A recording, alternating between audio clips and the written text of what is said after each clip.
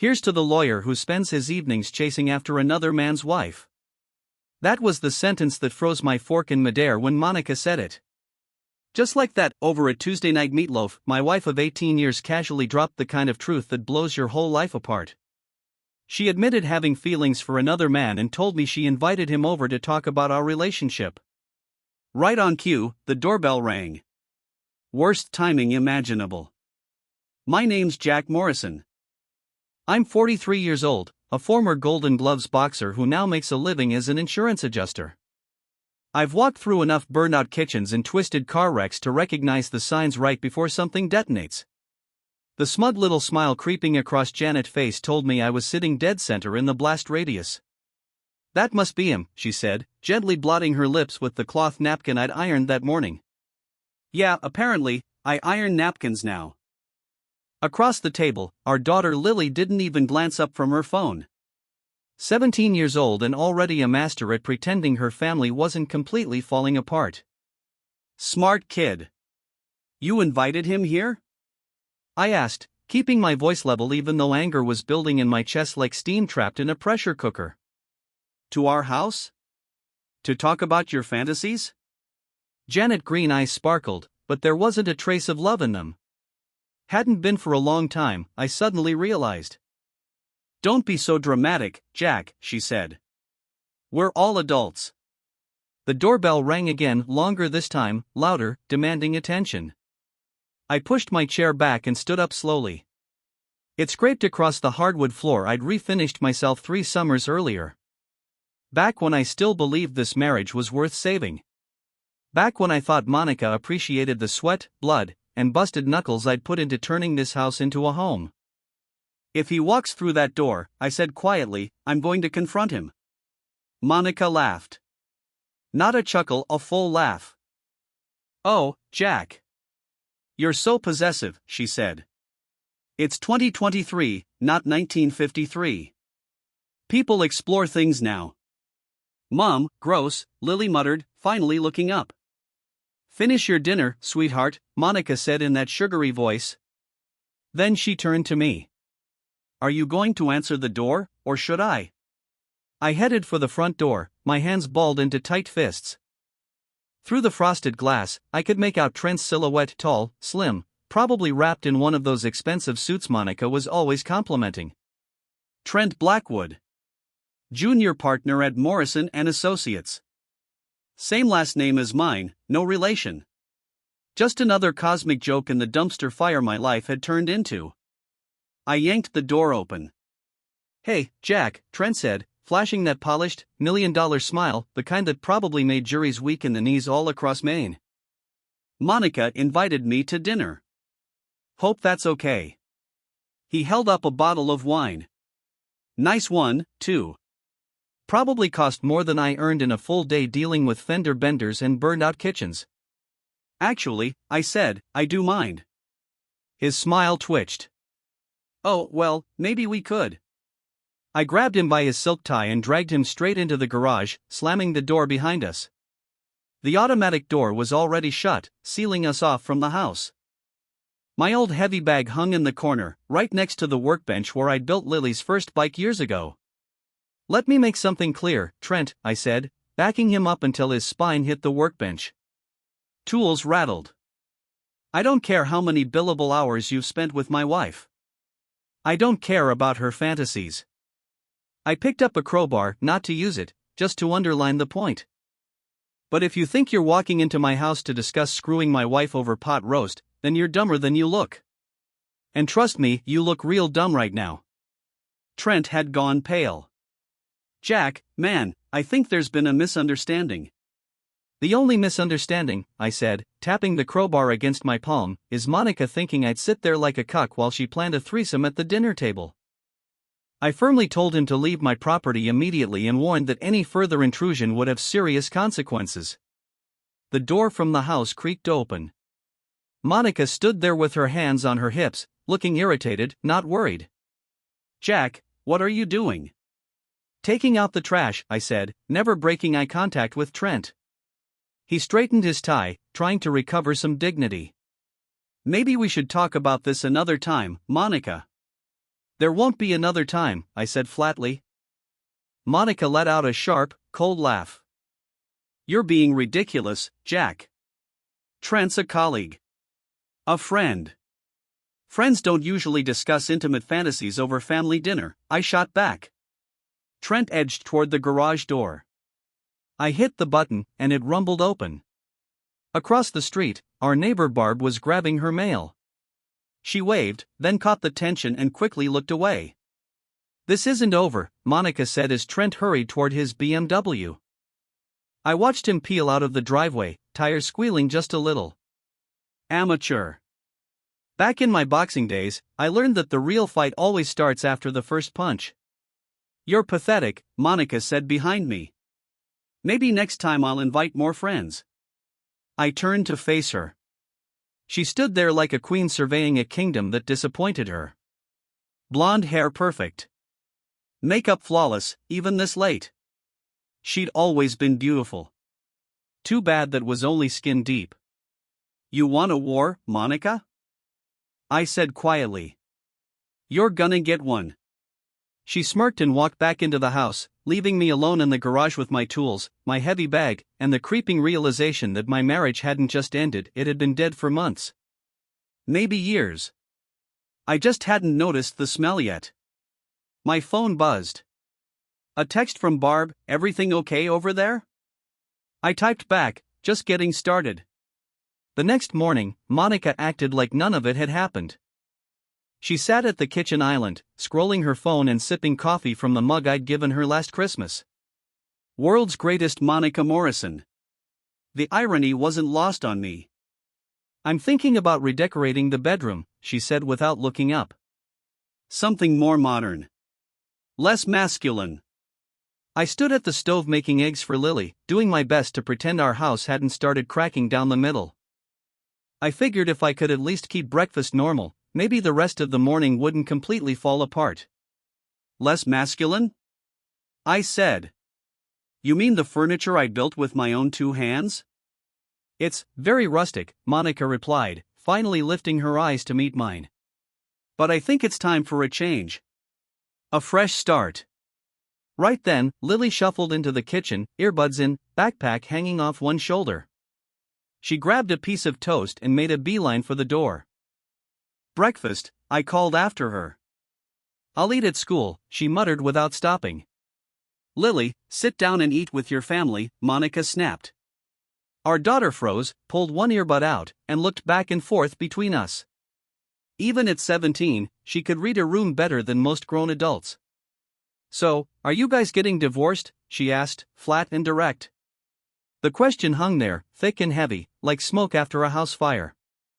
Janet's coffee cup stopped halfway to her mouth. I kept scrambling eggs, letting the sound of butter sizzling fill the silence. Don't be dramatic, Monica finally said. Your father and I are just exploring new dynamics in our relationship. Gross, Mom, Lily said. Just say you're having a midlife crisis like a normal person. I couldn't help it, I smiled. Lily had inherited my sarcasm and Janet's razor-sharp tongue. That combo was going to get her into trouble someday. Once Lily left for school, Monica vanished into her home office, supposedly to prep for court. I knew better. She was texting Trent, lining up their next move. I'd been ignoring the signs for months. Late nights. New lingerie hidden in the back of her drawer. Phone calls that went quiet the second I walked into the room. I should have confronted her then. Should have demanded the truth. Instead, I swallowed the lies because admitting the truth meant admitting everything I'd built was falling apart. But last night changed that. The mask was gone. I got in my truck and drove to the old boxing gym where I trained in my 20s, before Monica convinced me that fighting was beneath someone with potential. Mick's gym hadn't changed much. Same smell of sweat, leather, and broken dreams. Mick himself was pounding the heavy bag, movements still sharp even though he was well past 70. Well, I'll be damned, he said, wiping his forehead with a towel. Jack Morrison. Thought you were too good for us working stiffs these days. Never too good for you, Mick, I said. He studied my face the way only a lifelong trainer can. Trouble at home? I told him everything. Janet, fantasy dinner. Trent, the slow rot eating my marriage from the inside out. Mick listened without judgment, just nodding now and then. Women like that, he said when I finished, they don't respect weakness. You've been on defense for years, letting her run the fight. Time to go on offense, I said. I threatened Trent with a crowbar. That count? Mick laughed. That was a warning shot. Real fighting happens up here. He tapped his temple. You're smarter than both of them put together. Use it. I spent the next hour pounding the heavy bag, my body remembering the rhythm like it never left. Every punch carried Janet's smug smile. Every combination was Trent's entitled grin. When I finished, my knuckles were raw, but my head was finally clear. When I got home, Monica was getting ready for some work function. A black dress lay stretched across our bed, new, expensive, and cut to show off parts of her I'd apparently stopped noticing. I'll be late tonight, she said, applying lipstick in the mirror. Office party? I asked. Will Trent be there? Her hand paused for just a beat. Probably. He works at the firm, Jack. Right, I said. Silly me. She turned toward me, irritation flashing in her eyes. Are you going to be weird about this? Because I won't tolerate jealousy or paranoia. Wouldn't dream of it, I said. Have fun. After she left, I did something I'd never done before. I went through her things. I wasn't proud of it, but desperate times don't leave room for pride. In her nightstand drawer, tucked under a stack of legal briefs, I found a Marriott receipt, downtown location. Room service for 2. Champagne. Strawberries. The date matched a night she claimed she'd been working late on the Henderson case. My hand shook as I took pictures with my phone. 18 years of marriage, and here I was collecting evidence like I was investigating insurance fraud. But the real gut punch came from her laptop bag. She'd forgotten to close her email. Months of messages with Trent. Not just work talk, personal stuff that made my stomach twist. Can't wait to feel you inside me again. Jack suspects nothing.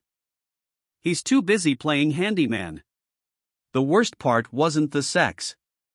It was the way they talked about me, like I was a punchline. A clueless idiot fixing shelves while his wife lived a whole second life. I printed everything. Emails. Text threads. Receipts. Credit card statements. The proof filled a manila folder that I locked inside my toolbox in the garage. Monica stumbled home around 2 a.m, smelling like wine and someone else's cologne. She slipped into bed, thinking I was asleep. How was the party? I asked softly. She stiffened. Fine. Boring. Trent there? I don't remember, she said quickly. I was networking. I rolled onto my side to face her in the dark. Monica, do you love me? The question caught her off guard. She was quiet for a long time. That's a complicated question, she finally said. No, I replied. It's the simplest one there is. Another pause. I love the life we've built. I love our family. That's not what I asked. She turned away. I'm tired, Jack. Can we talk tomorrow? I didn't answer. I didn't need to. I already had my truth. And tomorrow, I was going to start doing something about it. Janet's work party was scheduled for the following Friday at some upscale restaurant downtown. She made it very clear I wasn't invited. It's more of a networking thing, honey, she said. Mick wasn't impressed with my plan to stay home. He had his own idea. You're going, he said flatly during our training session that afternoon. It's time you see exactly what you're dealing with. She doesn't want me there, I said. Since when do you need permission to show up at your wife's work events? He wasn't wrong. Early in our marriage, I'd been Janet +1 at every firm function. Somewhere along the line, I turned into something she preferred to keep out of sight. I went home, showered, and put on my best suit, the navy one Monica had picked out when she graduated law school. Then I drove downtown. The restaurant was one of those places where the food comes in tiny portions and the prices are designed to hurt your feelings. Through the front window, I spotted Monica near the bar, laughing while Trent leaned in close, whispering something that made her smile. The hostess tried to stop me, but I walked right past her. "I'm with the Morrison and Associates party." Monica saw me and went pale. Trent looked like he was considering a quick exit. "Jack," Monica said, forcing cheer into her voice. "What a surprise." "Thought I'd surprise my wife," I said loud enough to stall nearby conversations. "Hope you don't mind me dropping in." A few of Janet's co-workers turned to stare. I recognized most of them from back when I was still considered acceptable company. "Of course not," Monica said through clenched teeth. "How thoughtful." I walked up to the bar. "Whiskey." "Neat." The bartender was a young guy with sleeve tattoos and the knowing smirk of someone who'd seen plenty of family drama spill across polished wood. "Make it a double," I added. Monica appeared beside me. "What are you doing here, Jack?" "Supporting my wife's career," I said. "Isn't that what good husbands do?" "You're embarrassing yourself." "Am I?" I asked, "or am I embarrassing you?" Before she could answer, Trent slid in on my other side. Up close, he looked even more polished than I remembered. Perfect hair, perfect teeth, probably perfect abs under that tailored shirt. "Hey, Jack," he said, holding out his hand like we were buddies. "Glad you could make it." I stared at his hand but didn't shake it. "Trent." "Still breathing, I see." His smile twitched. Monica stepped between us. "Why don't you grab some food, honey?" she said quickly. "The shrimp is supposed to be great." "I'm not hungry for shrimp," I said, never taking my eyes off Trent. The tension was thick enough to choke on. People were openly watching now. Across the room, Janet Boss Patterson, a silver-haired shark in an expensive suit, was paying very close attention. That's when inspiration hit. I lifted my drink and pretended to stumble, accidentally dumping the entire glass down the front of Trent's spotless white shirt and designer jacket. "Oh man," I said loudly. "I am so sorry. I'm such a klutz." Trent jumped back, whiskey dripping from his chin. "What the hell?" "Honest mistake," I said, grabbing napkins. "Here, let me help." I dabbed at his shirt, pressing harder than necessary, spreading the stain like a work of art. He tried to push me away. "It's fine," he hissed. "I've got it." "No, no," I said, louder now. "I insist. It's the least I can do." Then I turned to the room. "Ladies and gentlemen, may I have your attention for a toast?" Monica grabbed my arm. "Jack, don't." Too late. I raised my empty glass. "To Trent Blackwood," I said, "junior partner and my wife's very close colleague. May his courtroom performance be stronger than his performance in other areas." The room went dead silent. Trent's face turned beet red. Monica looked like she might pass out. "And here's to the man who's been working so hard with my wife on those late-night briefs," I continued. "Really putting in the extra hours, if you know what I mean." Patterson started toward us, but I wasn't done yet. "And to my loving wife, Monica," I said. Always eager to explore new legal strategies. Sometimes with multiple parties involved. That's when Trent snapped. He lunged at me, but I saw it coming from a mile away. Muscle memory kicked in. I sidestepped his wild swing and let his momentum carry him straight into the bar. Bottles rattled. The bartender swore. "Gentlemen."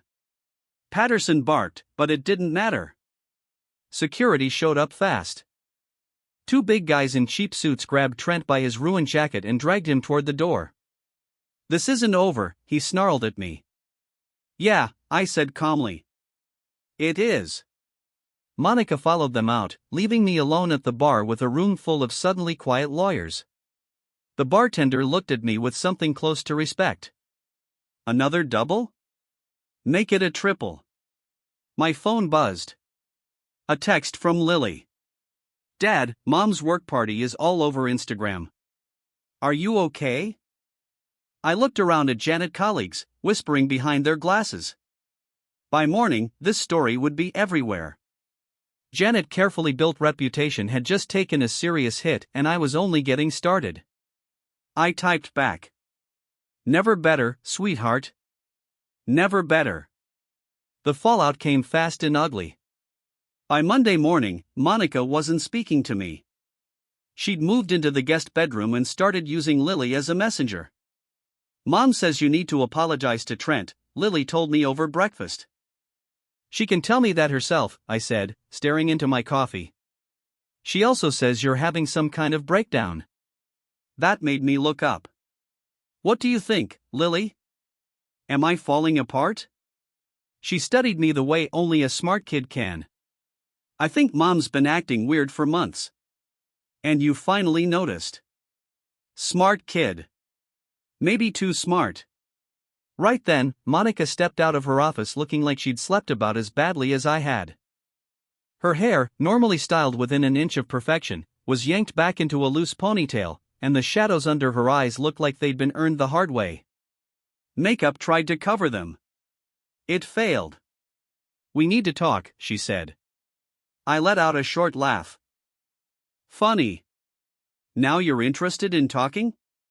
Not here, she said quickly, glancing at Lily. Somewhere private. So we drove to the diner off Route 1. Same cracked vinyl booths. Same burnt coffee smell. Same place we'd gone on our first date 20 years earlier, when we still thought love fixed everything. Neither of us commented on the irony, but it sat there between us like a third person. We slid into a corner booth. 2 mugs of coffee arrived and went untouched. We studied each other the way strangers do when they're trying to remember who the other person used to be. You destroyed me, Monica said at last. I blinked. I destroyed you? Yes, she snapped. In front of my coworkers. In front of my boss. Do you have any idea what kind of damage you caused? Instead of answering, I unlocked my phone and pulled up the photos. Hotel bills. Screenshots. Credit card charges. I pushed the phone across the table. Do you have any idea what you did to our marriage?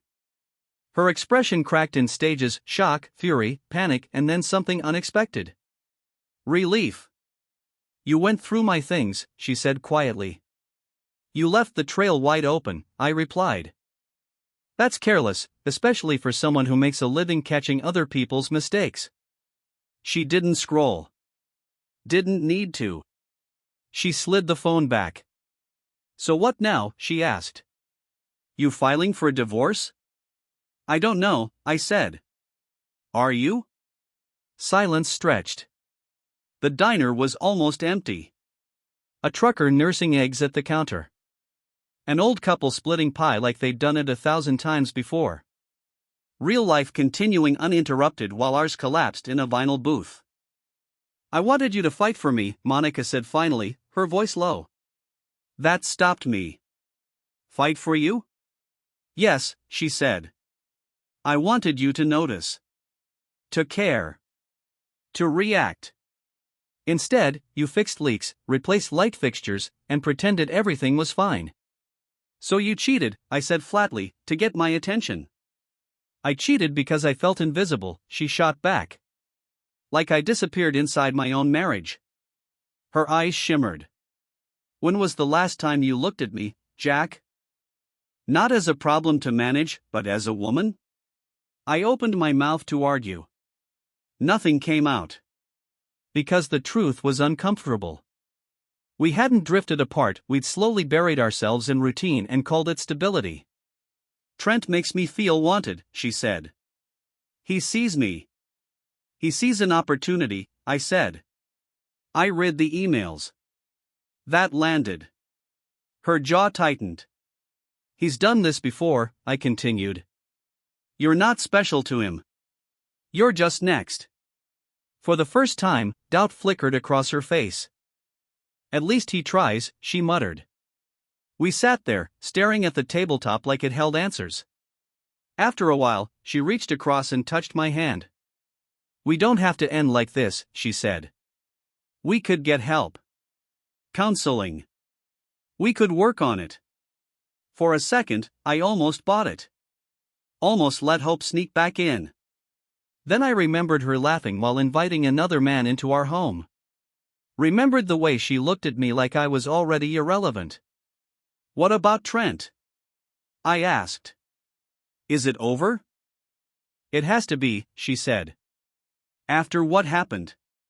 "Because you were caught," I said, "or because you regret it?" She pulled her hand away. "Why does that matter?" "Because it tells me whether this is guilt or fear."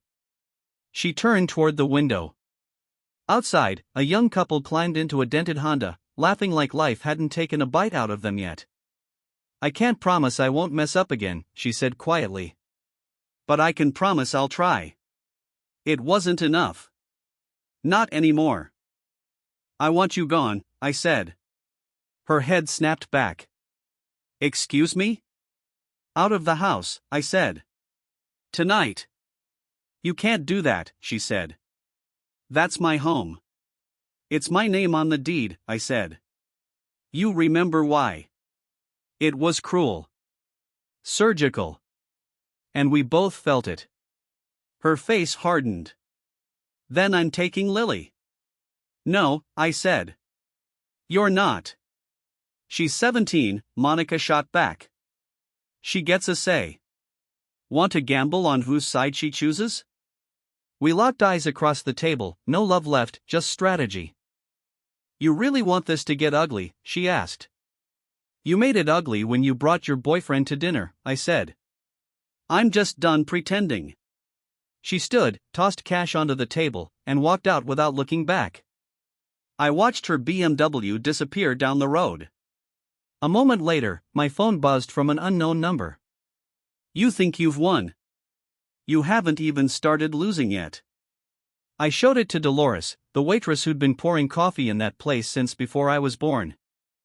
"Well," she said dryly, refilling my mug, "somebody's upset." "Yeah," I said. "And they're gonna get a lot more upset."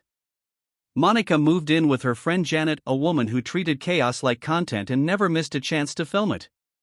Janet's downtown apartment looked expensive and uncomfortable, like it had been designed to impress people who never stayed long. I only knew because Lily told me. Despite Janet's efforts to poison her against me, Lily stayed home. Her friends were nearby, sure, but mostly, she was tired of being lied to. "Mom's losing it," Lily said one night, slurping lo mein on the couch. "She keeps saying you ruined everything." "And what do you think?" She didn't hesitate. "I think she ruined her own life when she decided to cheat." "I'm not blind, Dad." I knew. "You never said anything," I told Lily later that night. She shrugged. Would it have mattered? Adults don't listen to kids about this stuff anyway. She wasn't wrong. At 17, Lily already carried a level of cynicism most people don't earn until their 30s. Watching your parents' marriage rot in slow motion will do that to you. "Are you okay with all of this?" I asked. She gave a half shrug. "I guess." Then she tilted her head at me. "Are you going to start dating other people?" That one caught me off guard. "I haven't really thought about it." "Good," she said immediately. "That would be super weird."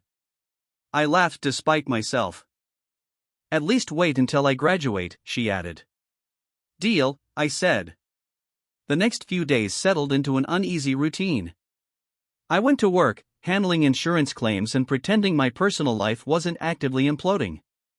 Lily went to school and came home with fresh reports on Janet's increasingly dramatic behavior. And somewhere across town, Monica and Trent were no doubt scheming their next move. Turns out, I didn't have to wait long to see it. Thursday night, I was out in the garage, elbow deep in grease, working on an old motorcycle I'd been slowly restoring. That's when headlights swept across the driveway. 3 cars pulled in one after another. Janet BMW. Trent's Audi. and a Toyota I didn't recognize. Car doors slammed. Voices followed, sharp, heated, marching my way. I wiped my hands on a rag and stepped outside. Monica was at the front of the pack like a general leading troops into battle. Behind her were Trent, Janet, and two other women I recognized from her firm. They all looked primed for a confrontation. "Jack!" Monica called out. "We need to talk." "We already did," I said. "At the diner." "This is different." They lined up on my lawn like a firing squad. Trent hung back a few steps, clearly remembering how our last face-to-face ended. "Smart. What's this about, Monica?" I asked. "You've been spreading lies," she said. "Trying to destroy my reputation."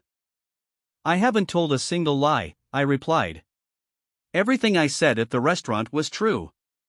Janet stepped forward, phone already up and recording. "You assaulted Trent." "That's battery." "I spilled a drink," I said. "Accidents happen." "It wasn't an accident," Trent snapped, finally finding his courage. "You deliberately." "Prove it," I cut in. One of the other women, a redhead whose name escaped me, jumped in. "Monica told us everything. About how controlling you are. About the threats. About you refusing to let her explore her romantic freedom." I actually laughed. "That's the story?" I said. "That I'm controlling? Aren't you?" Janet asked, camera steady. "You kicked her out of her own house. You're trying to turn her daughter against her." "Lily chose to stay with me," I said calmly. "And it's my house." "That's not how marriage works," the redhead said. "Community property doesn't apply when one spouse commits adultery," I replied. "I'm sure Monica can explain that. She is a lawyer." Janet's face flushed anger mixed with embarrassment. "You're being vindictive," she said. "This isn't about legal technicalities. It's about doing the right thing." "You want to talk about right?" I said. "Let's talk honesty. Commitment. Respect. All those vows you made." "People change," Trent said smugly. "Janet evolved beyond your outdated idea of marriage."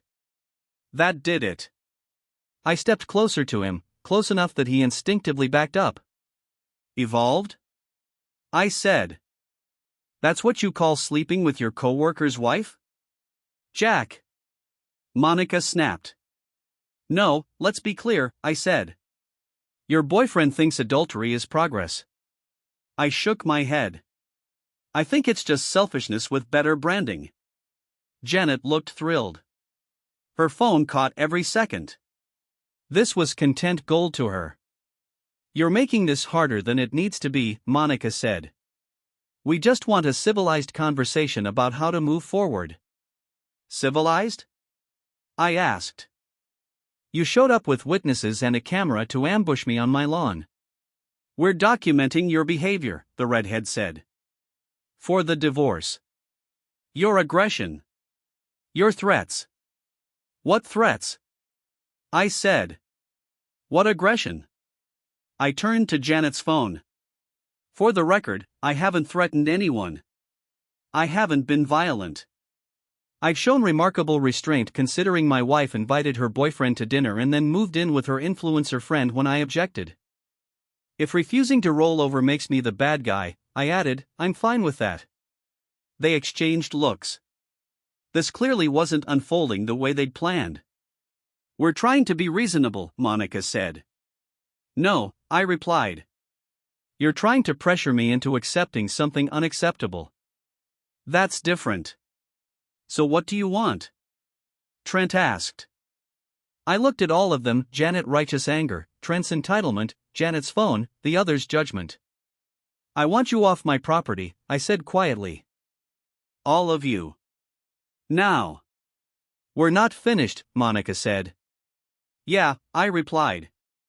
"We are." I turned, walked back into the garage, and hit the button. The door started to close. Through the window, I watched them argue among themselves before finally climbing back into their cars and driving off. My phone rang almost immediately. "Jack?" Barb from across the street. "Everything okay?" "Looked like a summit meeting over there." "Just Monica being dramatic," I said. "Well," Barb replied, "if you need backup, I've got a baseball bat and zero tolerance for nonsense." I smiled for the first time in days. "Thanks, Barb. I'll remember that." After the call ended, I sat alone in my garage, surrounded by tools and half-finished projects, thinking about sides. Monica had her circle, people who'd excuse anything as long as it sounded progressive enough. I had something else. People who still believed in loyalty. In lines you don't cross. In right and wrong. And I was going to need them. Because the final showdown was coming. And it was going to happen at the annual charity gala for the Maine Children's Hospital, the event Monica had been planning for months before our marriage blew apart. Monica didn't have the option of skipping the gala. She was on the organizing committee, which meant her face had to be there, smiling for cameras. Missing it would have hurt her professional image even more than the rumors already circling. Me? I wasn't supposed to show up at all. According to Janet, who somehow controlled publicity, guest lists, and apparently the mail, my invitation had conveniently never arrived. That's when Mick stepped in. "My nephew owns the catering company," he told me during one of our training sessions. "You'll be working security that night." Problem solved.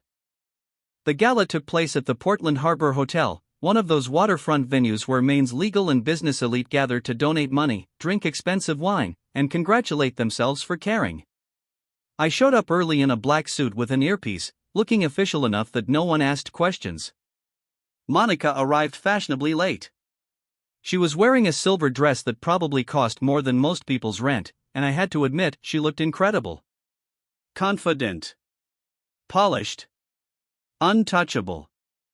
She posted up near the silent auction tables, surrounded by admirers, playing the role perfectly. The brave, wounded wife. The woman abandoned by her husband during a trying time. Trent stayed glued to her side like a personal security detail, casting looks around the room like he expected me to jump out from behind a potted plant.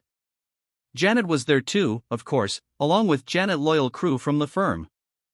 They formed a tight circle around her, whispering, watching, and glaring at anyone who looked like they might ask the wrong question. For the first hour, I stayed out of sight, leaning against the wall and taking it all in. The hotel's real security team knew I was working that night. Nick's nephew had cleared it. They just didn't know why. To them, I was extra muscle. Insurance in case one of the donors drank too much and got handsy or loud. The speeches started at 9. One by one, community leaders took the stage to talk about compassion, generosity, and sick kids. Monica was scheduled to speak last, as chair of the committee. That was my window. I slipped to the back of the ballroom and found the AV tech, a bored-looking college kid staring at his phone.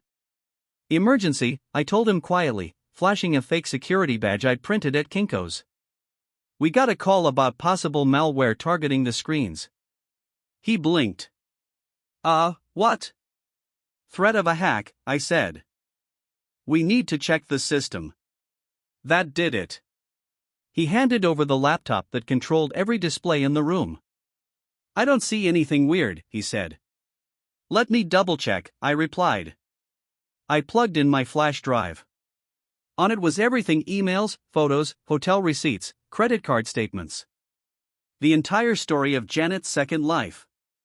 I unplugged it, nodded, and handed the laptop back. "Looks clean," I said. False alarm. I returned to my spot near the wall and waited. Monica took the stage to loud applause. Under the lights, she looked flawless. Successful. Strong. Every inch the woman who had overcome personal hardship for a noble cause. "Thank you all for being here tonight," she began. "As many of you know, this cause is deeply personal to me." She told the story about Lily's pneumonia 3 years earlier, how the hospital had helped our family. The room ate it up. Monica had always known how to work a crowd. Family is everything, she said. The bonds we build. The commitments we honor. The trust we share. These are the foundations of a healthy society. That's when I hit play. Every screen in the ballroom lit up with Janet emails to Trent. Explicit messages. Plans. Jokes about me. Proof of betrayal, blown up large enough for the entire room to read. Gasps rippled through the crowd. Monica froze mid-sentence. The color drained from her face. The trust we build, I said loudly from the back of the room, is sacred. Heads turned as I stepped into the aisle. When that trust is broken, I continued, walking toward the stage, when commitments are tossed aside, the whole foundation collapses. Monica clutched the podium like it was the only thing keeping her standing. Ladies and gentlemen, I said, let me tell you about family. About loyalty. About what happens when marriage vows become optional. Security started moving, but hesitantly. I was supposed to be one of them. For 18 years, I went on, my voice steady through the sound system, I believed in the woman standing right there. The screens changed to hotel receipts and credit card statements. I built her a home with my own hands. I put her through law school. I raised her daughter. I stood behind her career. The room was dead silent. And I wasn't done yet. The evidence was brutal, impossible to deny. And yet, I continued, she invited her lover to our kitchen table, asked me to play along in her twisted fantasies. Gasps and murmurs rippled through the room. Monica opened her mouth, but nothing came out. Trent was pushing through the crowd, face red, trying to make a move toward the stage. Janet, ever the social media machine, was snapping photos like a pro, probably drafting posts already. This is harassment, someone shouted. No, I said calmly, letting my voice cut through the murmurs. This is truth. This is what happens when you mistake patience for stupidity, kindness for weakness. I climbed the steps to the stage. Monica retreated, gripping the podium as if it could save her. You wanted everyone to see yourself as the victim, I said into the microphone, scanning the crowd. The poor wife whose husband couldn't handle her romantic liberation. But victims don't lie. Victims don't cheat. Victims don't destroy their families for a midlife crisis.